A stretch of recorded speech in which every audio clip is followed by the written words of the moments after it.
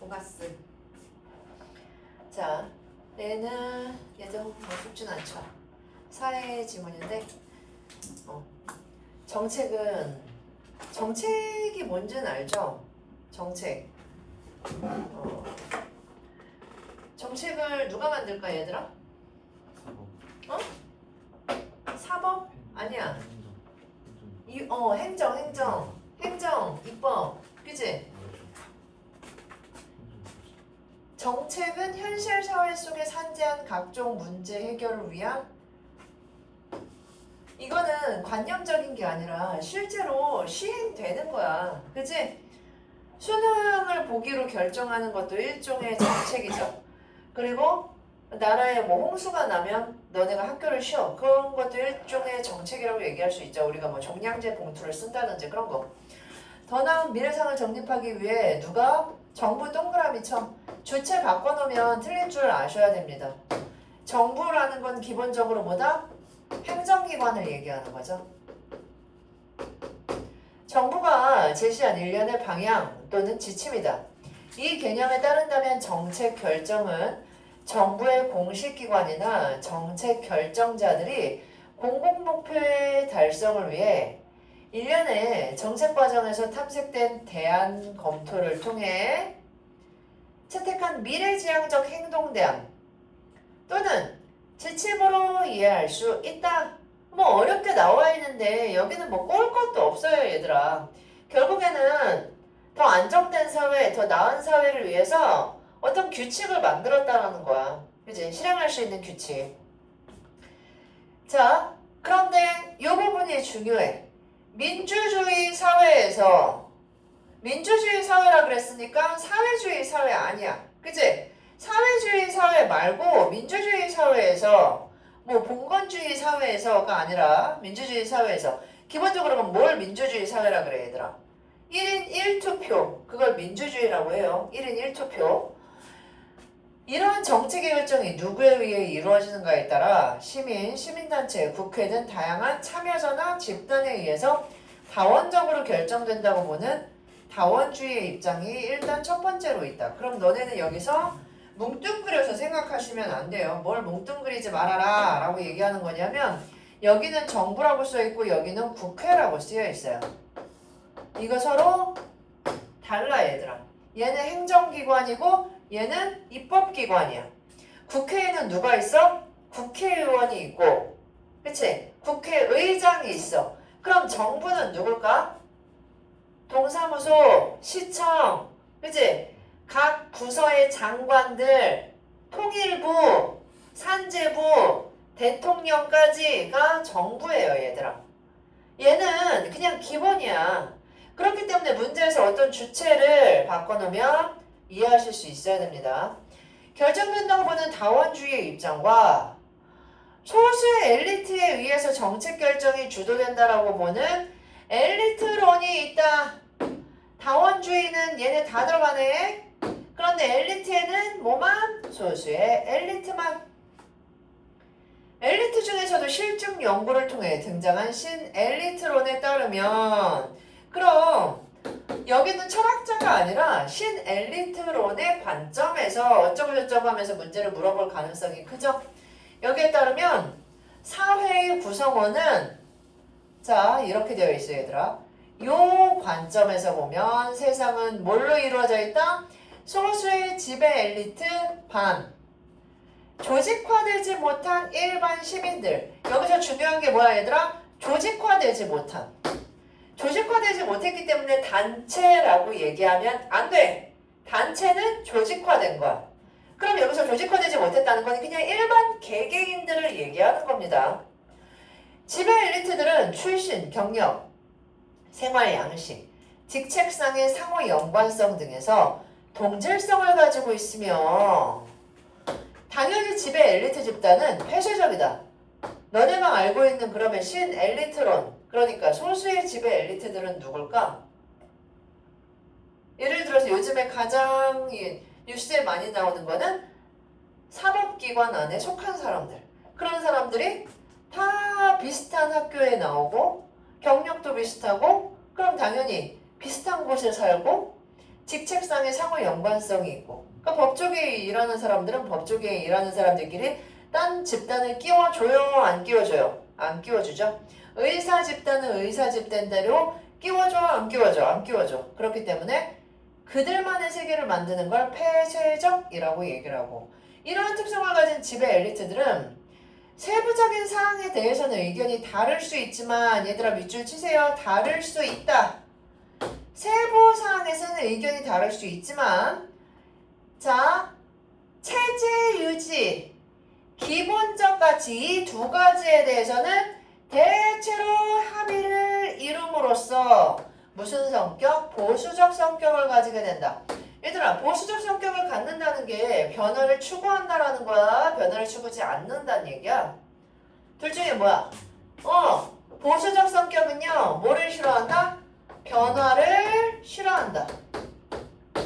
그럼 반대말이 뭐야? 진보적 성격이고, 진보적 성격이라고 부르는 건 변화를 추구하는 걸 진보적이라고 얘기하죠.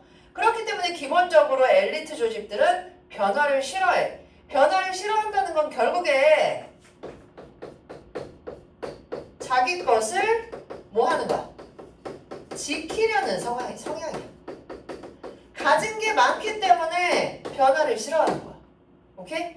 야, 양반이 봉건제도 무너지는 걸 좋아했을까? 안 좋아했을까? 당연히 안 좋아하죠. 그럼 노비는 봉건제 무너지는 걸 좋아했을까? 안 좋아했을까? 당연히 좋아하죠. 그렇단 얘기야. 그런 경향에 대해서 지금 얘기를 하고 있는 거야. 이들은 자원을 배분하고 뭐 하려고 한다고? 권력을 지속적으로 유지하려고 한다.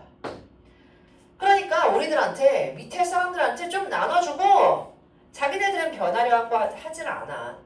이들은 국가의 중요한 정책 결정을 독점적으로 주도하고 때로는 은밀하게 결정을 하기 때문에 다른 집단들은 이러한 정책 결정에 큰 역할을 하지 못한다.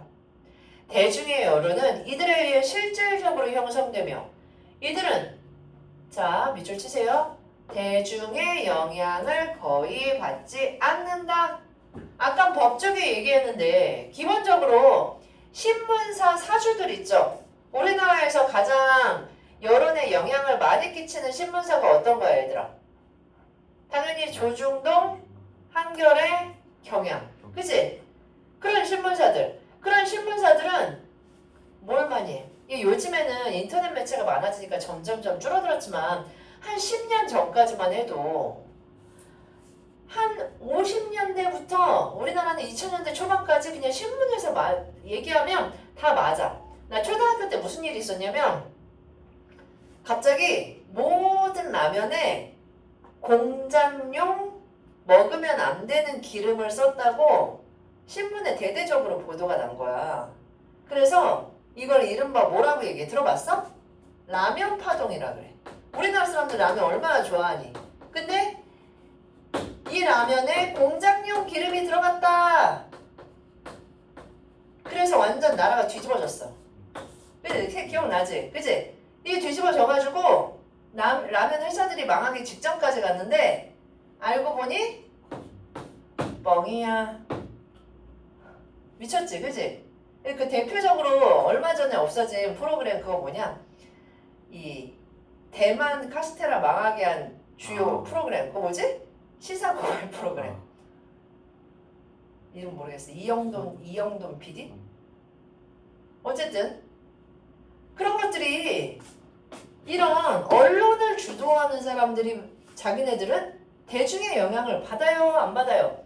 안 받아. 자기네들이 여론을 직접 형성하는 거죠. 그죠? 이런 집단들을 뭐라고 한다고? 엘리트들이다.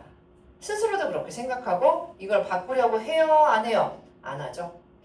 그러므로 정책은 대중의 요구를 반영한 것이 아니라 지배 엘리트들의 지배적 가치관이나 선호가 반영되어 있으며 정책 변화는 점진적이고 안정지향적이다. 그러면 변화를 아예 안 한다는 게 아니라 조금씩 바꾸고 안정지향적이라는 것 자체가 어떤 경향이라는 거야? 보수적인 경향이라는 거죠. 보수적인. 그지? 오케이. 자, 그래서 이 입장에서 보면 신 엘리트론의 입장을 바탕으로 엘리트의 정책의제 설정과 관련하여 무의사 결정론이 등장하게 되었다. 엘리트들에 대해서 얘기한 다음에 누구의 입장으로? 얘들아 여기 밑줄 쳐야 돼. 이들의 입장을 바탕으로.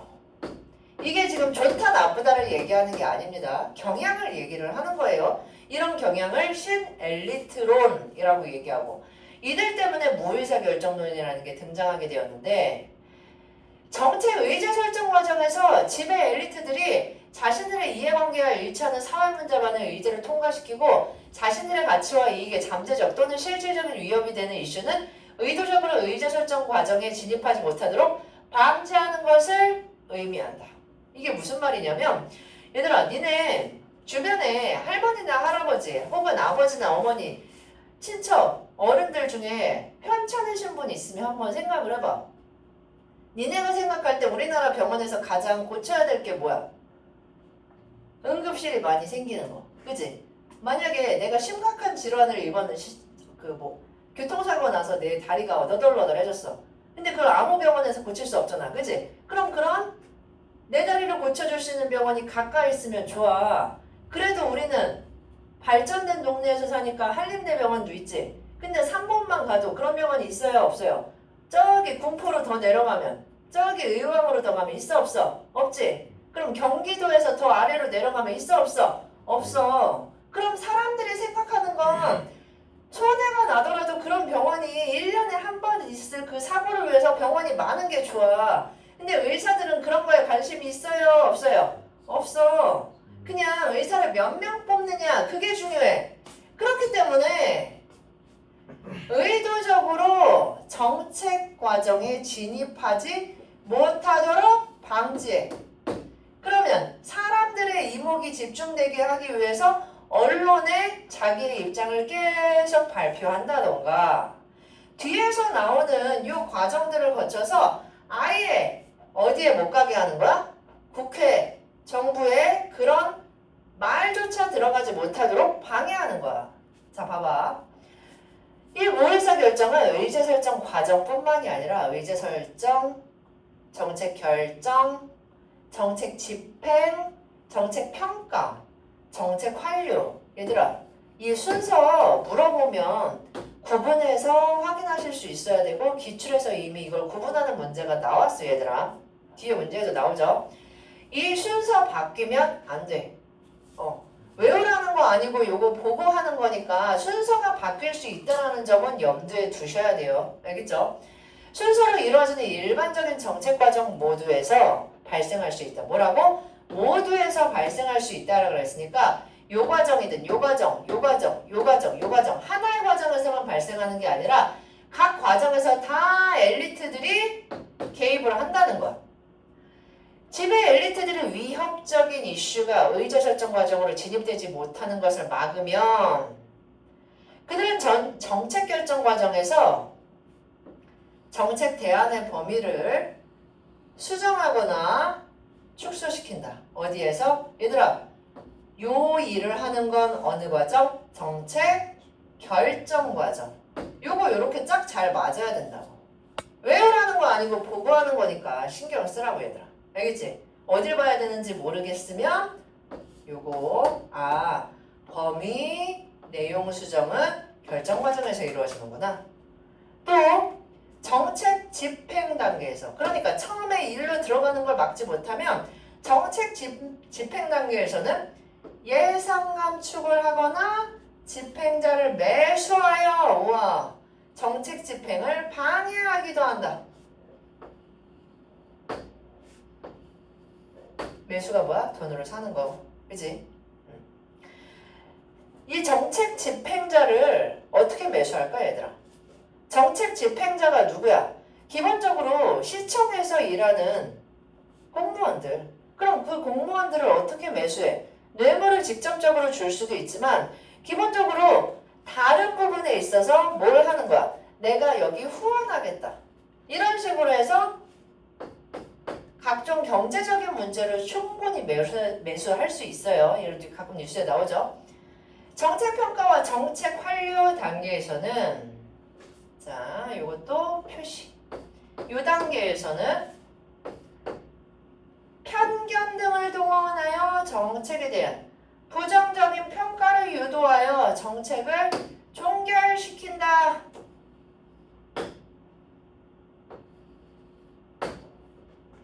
그러니까 각 과정에 다 개입을 해서 자기네들이 원하지 않았지만 어떤 의제가 설정이 되면 그 다음에는 끝까지 계속해서 어떻게 한다? 방해 공작을 펼친다. 자, 그럼 이 방해 공작에 대한 수단이 뒤에 나와요. 이러한 무의사 결정을 위한 대표적인 수단으로는 첫째, 폭력의 사용이다.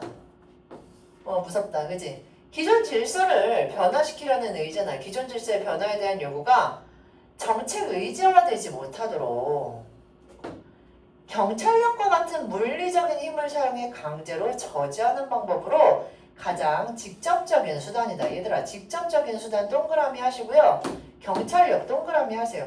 이런 일들이 정말로 어떻게 벌어질까? 제일 최근에 가장 무섭게 경찰력이 들어간 게 어떤 사건이야, 얘들아?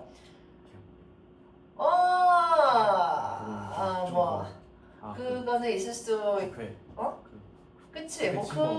근데 여기 정책 의제화에 관련해서 얘기해보면 한 10년, 10몇 년 전에 용산이 지금은 어떻게 되어 있어?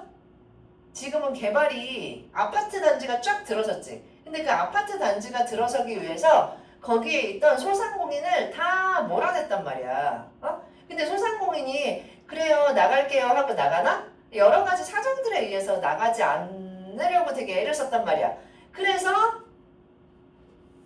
안 나갈래요 했더니 경찰력이 충분히 들어갈 수 있겠지. 안 나가고 버텨. 근데 어떤 나라에서는야, 나라에서 나가라는데 안 나가면 당연히 경찰이 들어가야 당연하게 생각할 수도 있겠지만 대부분의 선진국에서는 얘네가 안 나가는 이유에 대해서 들어보고 계속 조정을 한단 말이야. 그치? 근데 엘리트들이 생각하기에 그 시간 동안 만약에 수기를 거치는데 그런 협의의 과정을 거치는데 3년이 걸리면 내가 돈 버는 게 3년 늦어지잖아.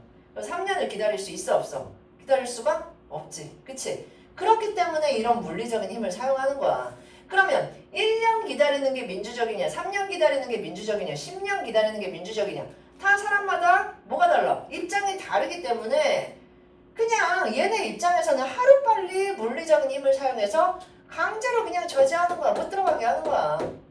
그게 가장 직접적인 수단이고, 이제는 옛날에는 그런 게 정말 흔했는데 이제는 민주주의 체제와 정보화 시대에서는 이 수단이 매우 신중하게 사용될 수밖에 없다. 얼마 전에 대만에서도 이런 일이 있었죠. 경찰이니까 뭐 강도짓을 하는 건 아니야. 뭐 깡패짓을 하는 건 아닌데 이런 물리적인 힘이 정부에 의해서 이루어질 수가 있다. 자, 둘째는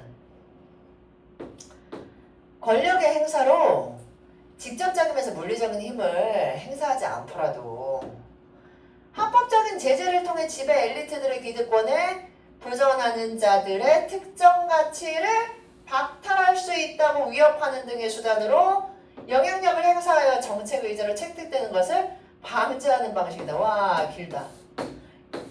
이건 기본적으로 지원금을 끊는 방식이야. 시민단체들이 다양한 일들을 하는데 엘리트들 입장에서 이게 마음에 안 들어. 내 사업에 방해돼. 그러면 어떻게 한다? 지원금을 끊으면 대부분의 시민단체들은 이익단체가 아니기 때문에 지원금이 끊기면 할 수 있는 게 있어 없어? 없어. 그냥 사라져. 그렇기 때문에 기득권에 도전하는 자들, 그러니까 기본적으로 지원금으로 운영되는 뭐 독립 언론이라든지 소수자들을 도와주는 기관이라든지 불법 체류자들을 도와주는 시민단체라든지 이런 단체들의 지원금을 끊어서 이들에 대한 정책 의제가 아예 주목받지 못하도록 하는 걸 방지하는, 정책 의제로 채택되는 것 자체를 막아내는 거죠.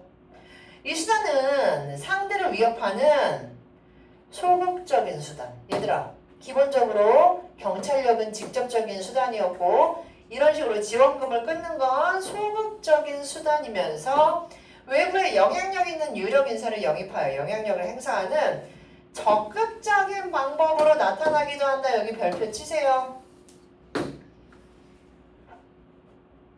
예를 들어서 여성부는 없어져야 된다.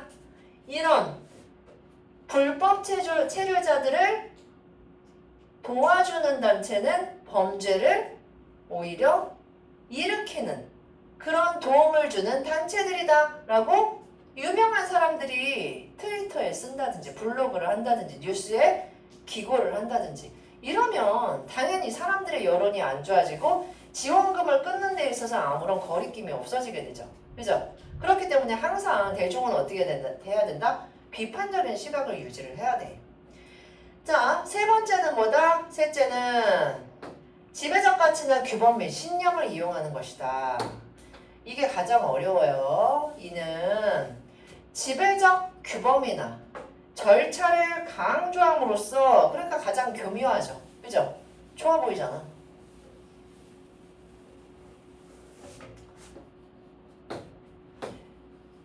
강조함으로써 기존 질서에 대한 도전을 비민주적, 비애국적, 비도덕적이라고 치부하거나 확립된 절차나 규칙을 침해한다는 이유로 억압해버리는 방법이다. 너네마다 이제 사람마다 다 생각이 다르겠지만 기본적으로 외국에서 살던 사람들이 우리나라에 들어오는 거 뭐라 그래? 난민을 받아주는 문제. 이슬람 난민은 받아야 된다, 받지 말아야 된다. 그럼 사람마다 다 의견이 다르겠죠? 그런데 받는 게 싫은 엘리트들은 뭐라고 얘기하겠어? 난민을 받는 건 비애국적이야. 혹은 얘네를 받는 건 우리나라 범죄율에 심각한 문제를 일으키는 거야 라고 충분히 얘기할 수 있죠. 그럼 이게 제일 잘 먹히겠지 얘들아. 기존의 규범, 규칙, 절차 자체를 새로운 것으로 수정하거나 강화해서 어쨌든 지배적 규범이나 절차에 대한 변화 요구가 의제화되지 못하도록 봉쇄하는 것, 이게 바로 세 번째 방법이고 가장 교묘하죠. 그죠? 이런 걸 다 뭐라고 한다고? 사람들이 의사결정을 하는 데 있어서 자기의 생각을 얘기하지 못하도록 하기 때문에 무의사결정이라고 얘기를 하는 거예요, 얘들아. 물리적으로 막든 간접적으로 막든 혹은 신념을 이용해서 스스로 맞게 만들든 이런 걸 뭐라고 한다고? 무의사결정. 누가 주체라고? 엘리트들. 이러한 무의사결정은 현대사회에 들어서 둘째나 셋째의 방법, 특히 셋째의 방법이 요즘 가장 많이 이용되죠. 이 수단들의 사용이 표면적으로 드러나지 않는다는 점이다. 매우 어렵죠. 그죠? 표면적으로 드러나지 않아. 이에 대해 프레이는 중요해요. 프레이의 관점에 대해서 정리해 주셔야 됩니다. 무의사결정이 이루어졌는지를 확인하기 위한 절차로 핵심 쟁점의 선정, 영향력에 대한 기대의 정당화, 방지 권력 체계의 증명을 제시했다. 그럼 프레이는 이 절차, 세 가지 절차를 뭐라고 생각하는 거야? 야, 니네 정말로 생각한 거 맞아? 니네 엘리트들에 의해서 조작된 거 아니야? 라고 걸러낼 수 있는 방법이야. 그래서 이 부분이 너네가 좀 이해하기가 힘들어. 왜냐면 이 부분에 대해서 너네가 예시를 들기가 쉽지가 않아. 자, 첫 번째 핵심 쟁점은 첫 번째 방법. 현재 가치가 배분되는 형태나 가치의 배분 그 자체에 도전하는 쟁점을 의미한다. 이게 무슨 말이냐? 따라서 핵심 쟁점은 현재의 정책 결정 과정을 지배하고 있는 사람들의 권위와 권력에 대한 도전을 유발할 수 있는데 한마디로 니네가 결정하려고 하는 그 정책이 정말 모든 사람이랑 관계가 있는 거야? 라고 생각해 보라는 거야. 이 사람들, 저 사람들 다 입장 생각해 본 거야? 그게 정말 핵심 맞아? 라고 성찰해 보라는 거지. 근데 당연히 그렇게 생각하다 보면 A만 생각해야 하는데 B그룹, C그룹, D그룹 다 생각하라고? 여기 몇 명 살지도 않는데 이거 다 생각하라고? 그들은 당연히 다수는 도전이라고 생각할 수도 있겠죠. 핵심 쟁점을 선정하기 위해서는 이 부분이야, 이 부분 얘들아. 얼마나 많은 사람들이 영향을 받으며 얼마나 많은 종류의 자원이나 얼마나 많은 양의 자원이 분배되는지, 현존하는 자원 배분이 얼마나 변경되는지를 파악해야 한다. 오케이? 의사들이 의사 더 뽑지 말라는데 만약에 의사를 10배 더 뽑으면 누가 영향을 받을까 얘들아? 의사를 덜 뽑으면 피해를 보는 사람이 더 많고, 의사가 더 많어? 일반 국민이 더 많아? 일반 국민이 더 많지. 그럼 의사를 당연히 더 많이 뽑아야 되는데, 만약에 의사를 많이 뽑으면 자원이 그만큼 잘 분배될 거야. 그치? 그런데 의사가 지금의 10분의 1이 돼봐. 너 병원 갈 수 있나?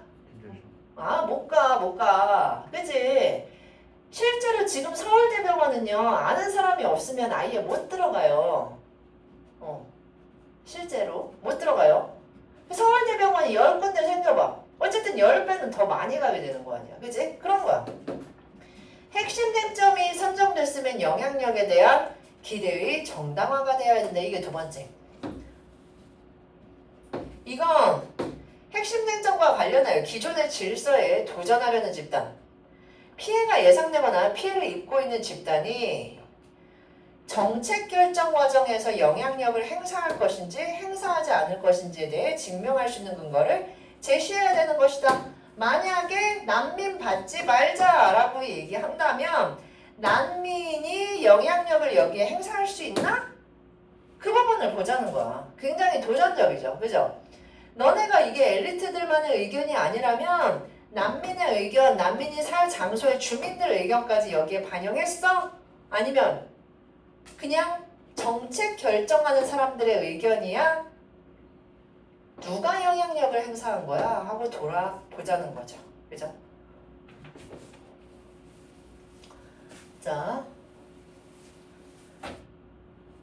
마지막으로 세 번째는 뭐야? 방지 권력 체계의 증명은 핵심 쟁점과 관련한 영향력 행사를 무의사 결정을 위한 수단 등과 같은 방지 권력 체계를 활용하여 좌존시킨 것을 증명하는 것이다.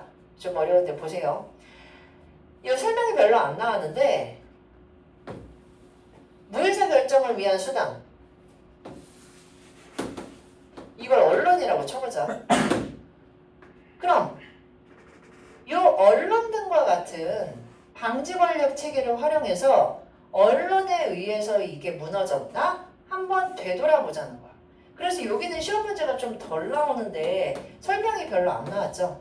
뭔 말인지 알겠어 근데? 요건 그 얘기야.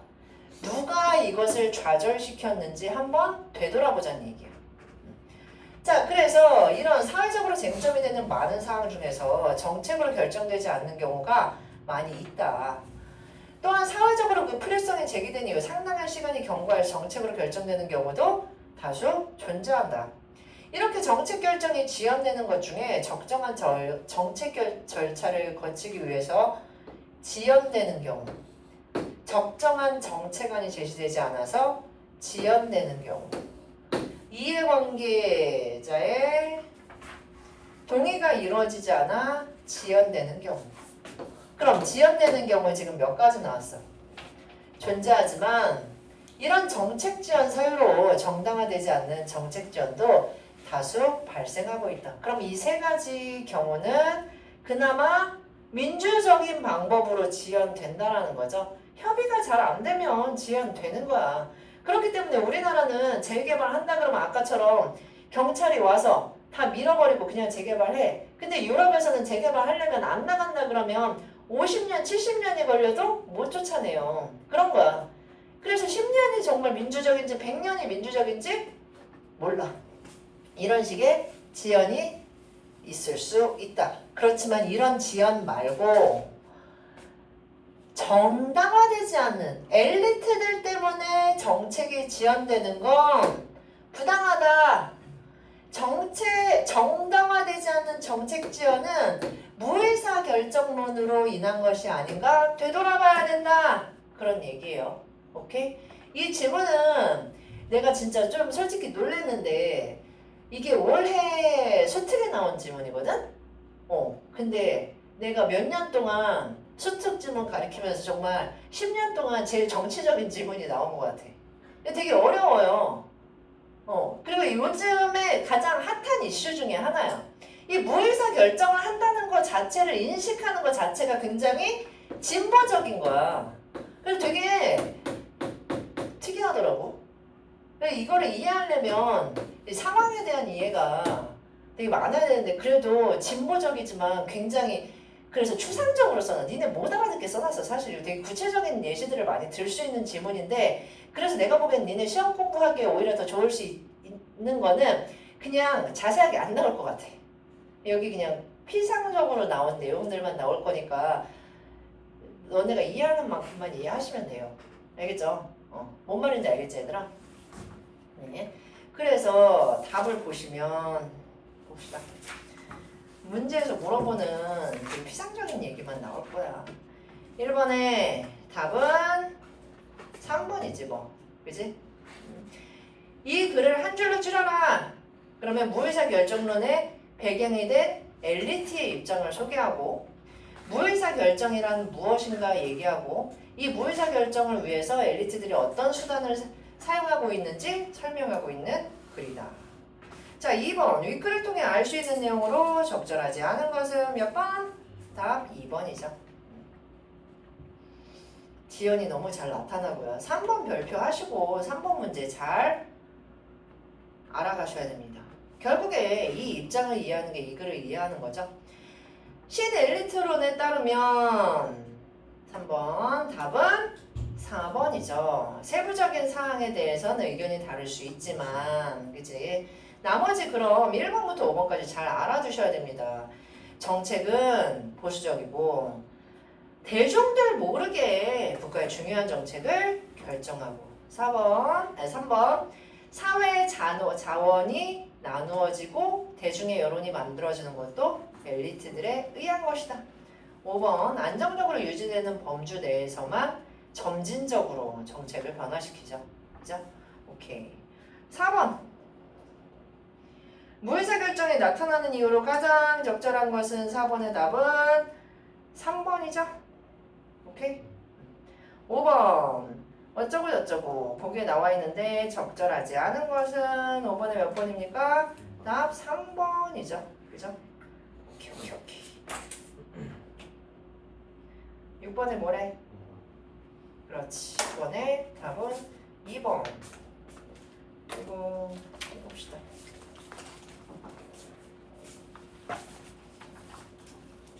요 두 개는 하고 가봅시다.